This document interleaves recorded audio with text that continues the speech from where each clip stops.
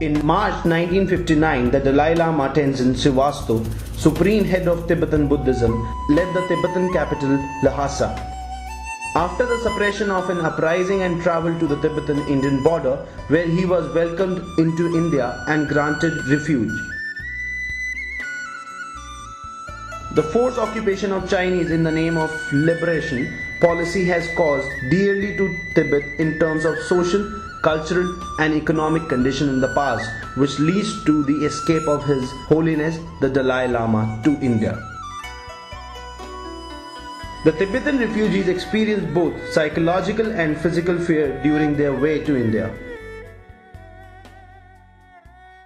The whole rehabilitation of Tibetans in India was not an easy process. The social, political, cultural conditions were totally different than one prevailing in Tibet.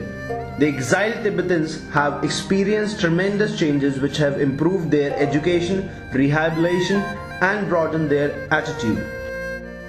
The Tibetans have successfully re-established their community and maintained their identity, culture and tradition in exile with a view of returning to their homeland one day.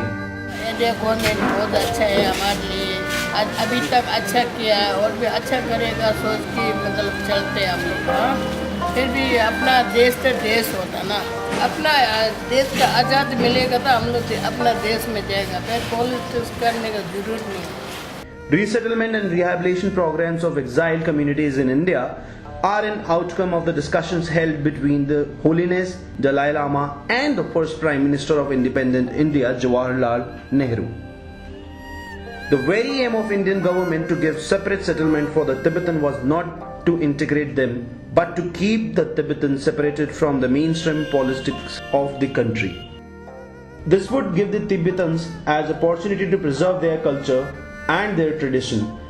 Tibetans in exile have been largely ignored by the world press, but have remained a thorn in China's side. They keenly feel the importance of preserving their culture, religion, custom to keep their identity intact. As they are a drop in the ocean here, and they feel for it. They feel that their religion is the aspect of their culture which has remained most intact.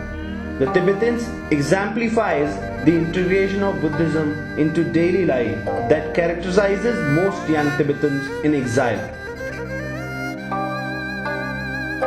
Let us try to explore some aspects of their religion, custom and traditions. Tibetan culture is inseparably linked to Tibetan Buddhism. Over the last 1,000 years, Tibet has developed a unique spiritual and peaceful culture with Buddhism at its heart. Tibetan Buddhism, predominant religion of Tibet and Mongolia, also called Lamaism, essentially Buddhism of Mahayana school, with elements of modified Shivaism and native ritualistic shamanism. Tibetan Buddhist worship consists mainly in reciting prayers and sacred texts and chanting hymns to accompaniment of horns, trumpets and drums. For this worship, which takes place 3 times a day, the clergy are summoned by the tolling of a small bell and are seated in rows according to their rank.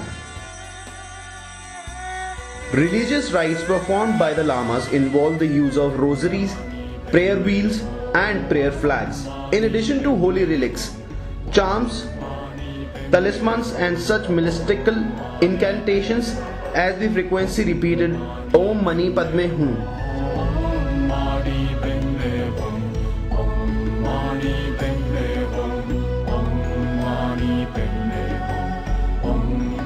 Much of the ritual of Tibetan Buddhism is based on the esoteric mysticism of Tantra devotion that involve both yoga and mantra or a mystical formula and ancient shamanistic practices. On special days, the temple, shrines and altars of lamas are decorated with symbolic figures. Milk, butter, tea and similar offerings are brought by the worshippers. Animal sacrifices being strictly forbidden. Thus, many people's lives are dedicated to the Tibetan Buddhism. The belief in reincarnation and the role of lamas are also fundamental aspects of social, mental aspects of school of Buddhism. Lamas are spiritual teachers. The Dalai Lama is the most senior figure in Tibetan Buddhism. The current Dalai Lama, the 14th, is considered to be the reincarnation of Zenrik, the Buddha of compassion. During the course of time, a number of Tibetan Lamas have emerged as influential religious teachers. Numerous Tibetan Buddhist centers have been founded. These tend to emphasize meditation and ritual rather than the traditional pursuits. The life of the people is regulated by the divine will, whose interpreter the Lamas are. Pious text constantly on their lips. Prayer wheels without ceasing bear witness to universal presence of gods. The idea of religion and nationhood is so connected that an erosion of Buddhism leads to an erosion of the Tibetan sense of identity. Local traditions and customs. Tibet's culture is quite unique in the world due to its extreme environment and high altitude. It has formed its own unique customs over the years. Many Tibetans find a great honor to welcome guests into their homes and treat them to a wonderful evening of food, wine and dancing. Tibet's distinctive communal culture such as etiquette, dress, marriage extra are colorful, unique and unforgettable. Clothing. Over the years, the Tibetan people have created their own unique style of clothing, adapt to the land as well as history, culture, beliefs. Tibetan clothing consists of a robe and shirt. The Tibetan robe is worn by men, is broad and is fastened under the right arm, while women are slightly narrower with sleeves. Men typically wear white shirts with high collars. Women wear various colors with turned down collars. The wearing of an apron is very popular among the Tibetan women as it is considered to be a privileged dressing style, specially reserved for the married woman. Wedding customs. After the Tibetan girl's rite of passage, she is eligible for marriage. One of the most important customs in Tibetan wedding ceremonies, the bride and a groom will kneel down in front of the groom's parents and a photo of Buddha while monks chant. The bride will take her ring finger and flick milk tea 3 times to salute heaven, earth and the Buddha.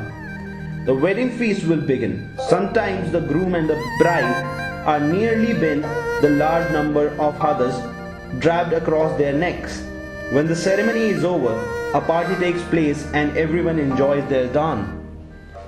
Apart from the rehabilitation of Tibetan refugees, education was given the prime importance by Holiness the Dalai Lama soon after reached India. Pandit Nehru offered him admission for the Tibetan children into different Indian schools so that the education problem could be solved.